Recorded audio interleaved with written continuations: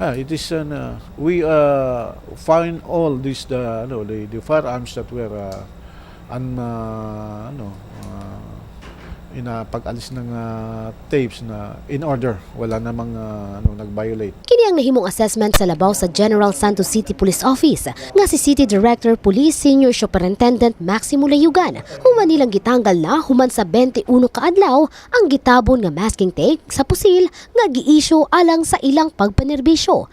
Kung diin matod pa kang Layugan, nga gilayong gisunod gayud sa iyang ginsakpan ang hugot nga pagmonitor sa pagpabiling hapsay nga kasaulugan sa Kapaskuhan o bagong tuig. As you have seen a while ago, isa naman talaga ng ating mga officers na chinek ang mga personnel natin. Apan bisan pa man nga wala sila gigamit nga armas, gipasigarbo usab ni Layugan nga bisan pa man sa katapusang adlaw sa bulan sa Disyembre, doon nagyapon sila mga nadakpan may kalabutan sa droga. Hinungdan nga giablihan usab ni Layugan ang mamahimo nilang plano sa tuig 2016. It's 2016 and hopefully we will accomplish more. The General Santos City Police Office will accomplish more and again, we're optimistic na sana magiging peaceful talaga ang General Santos City.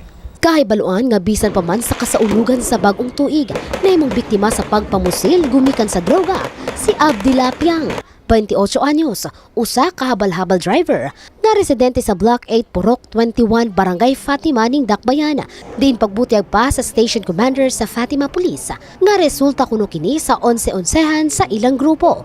Ang isa sa titingnan namin dito yung in terms dun sa illegal drugs na baka may hindi sila pagkakaunawan, kundi nagkaroon ng onsehan o kung hindi baka may nagkagalitan sila with regards dyan sa illegal activities nila.